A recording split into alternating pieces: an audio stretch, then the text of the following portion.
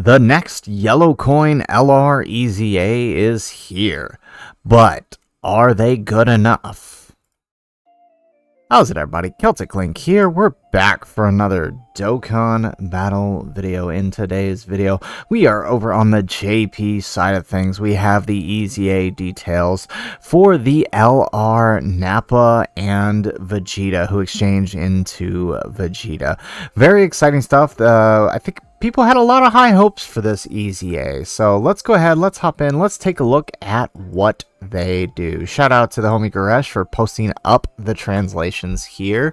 So they are in Human Deeds, category key 4, HP attack and defense 150%, and Extreme AGL key 4, HP attack and defense 100%. All of that to be expected on a yellow coin LR EZA. Although I would have kind of hoped that at this point they just jumped it up to 170, especially since at this point in Human Deeds still does not have a 170 leader, but that's neither here nor there. On their passive, they are now key 2 and attack and defense 178% at the start of turn. They get key 5 and perform an additional attack that has a high chance of becoming a super attack when HP is 78% or above. They get attack 78% during the turn in which the character evades an enemy attack, and attack and defense 78% at the start of turn per existing enemy. They get key 1 for the rest of the battle every time they land the finishing blow to the max of key 5, and exchange with Vegeta when conditions are met. It's the same conditions as before, remember, because it is an active skill, so that can't really be changed, right? Now, on their 12 key, they are now greatly raising attack and defense for 1 turn and causing colossal damage to all enemies. On their 18 key, they are massively raising attack and defense for 1 turn, causing mega colossal damage and greatly lowering the enemy's defense. On their basic, once you exchange, and correction on that, their active skill is Nappa's dodge mechanic. The exchange happens through the passive, and with most LR EZAs, now that I'm thinking about it, they don't actually give the passive change, right? So they'll probably just lower or and maybe raise, in this case, the HP restriction, just to make it easier to get off. Now, once you actually do get off the exchange, he is recovering 50% HP once only. They get a key 4 attack defense 200% at the start of turn and gain an additional attack defense 100% when HP is 50% or higher. They have guard against all attacks for the first 3 turns from the first appearance, plus an additional key 3 and attack defense 180% when facing only one enemy, plus an additional key 3 and attack defense 180% when attacking a super class enemy, plus an additional key 3 and attack effective against all types when key is 18, and guaranteed critical hits when key is 24.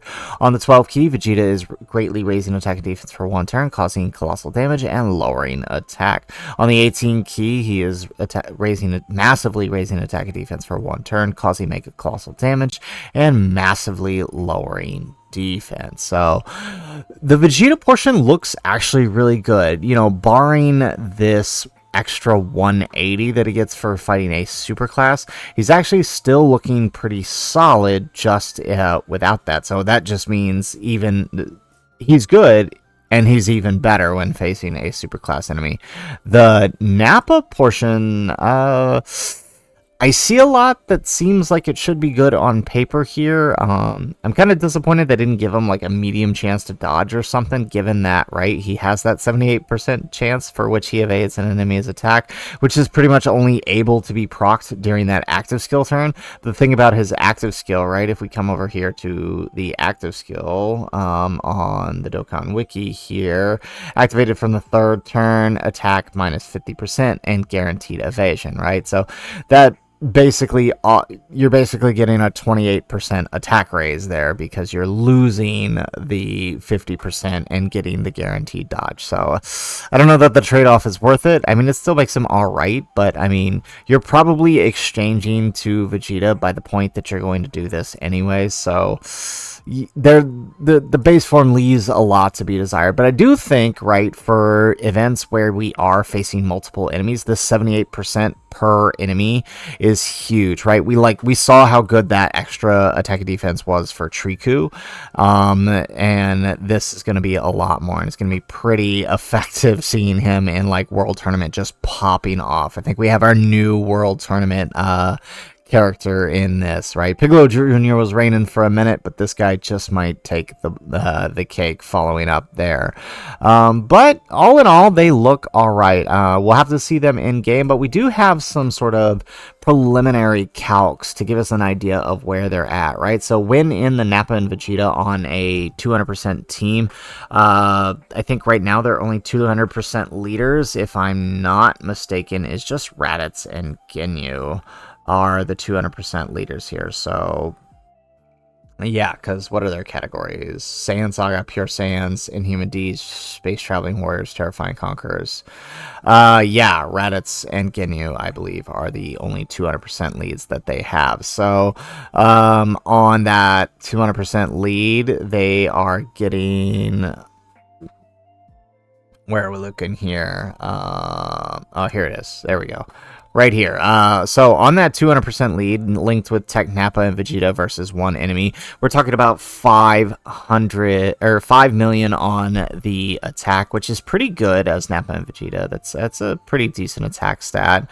And then the defense is looking at 784, 941 at full rainbow status. So that's pretty decent. That's enough to tank most normals in the game. Well, actually, it's enough to tank all normals in the game. Basically, a super is going to be what's worse. Now, this is all post super for him, right? So 600k on the first super, 700k on the next super, and then 941 if you have that hidden potential additional out of them. So 3 supers, you're looking at 941,000.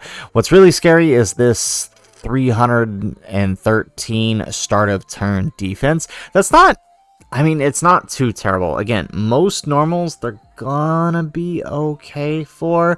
The Dismal Future red zones, they'll probably struggle for a bit. Like if we take a look at Fusion Zamos here at 500k, you're still taking 200k on a normal. So this may be one of the few units that I would think maybe a dodge build might be effective, since they have no innate dodge, but otherwise it's enough to get you to where you need to be, right? Because, right, they have the exchange mechanic that occurs, where is it? Passive skill exchange with Vegeta. Do they show it? Here it is, right? So 58% from the 4th turn, right? So the defense not being that great pre-super kind of makes sense, because it's trying to help you get that exchange easier. But realistically, what I'm seeing here is a character that you're just stalling until you can exchange him. Once you do exchange him, though, I mean, we're looking at some pretty impressive numbers, right? Below 50%, remember, because his passive is based on the HP. Below 50%, we're hitting 10 million attack, 12 million on when above 50%, over 16 when you're above 50% versus a super class.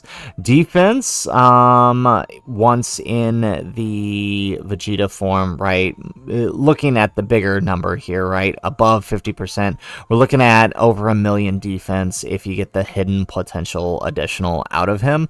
And then, you know, if you're below 50%, obviously you're not looking that great, since it is HP based. However, you know, just under 900k is still not too bad. So it's not like you have to worry too much, right? He's probably not going to be taking a super all that well, but he'll survive most normals.